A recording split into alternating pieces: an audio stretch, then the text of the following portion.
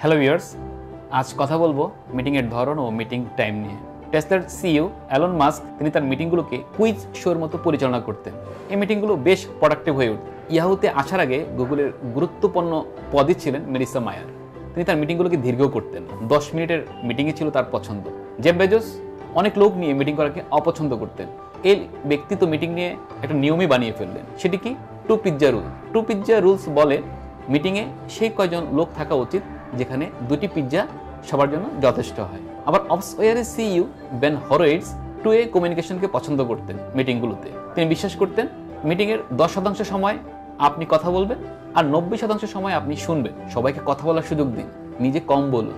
Penrose স্টুডিওর CEO Eugene চাং বলেন যে মিটিংয়ে স্থায়িত্বকালের চেয়ে প্রস্তুতির জন্য বেশি সময় নেওয়া হয়, সে মিটিং হচ্ছে সবচেয়ে উৎকৃষ্ট মিটিং, সবচেয়ে সুন্দর মিটিং। এরকম নানান বিষয় নিয়ে লেখা হয়েছে আপনি নেক্সট জেনারেশন সিইও বইটি পেতে অর্ডার করুন রকমারি.com-এ।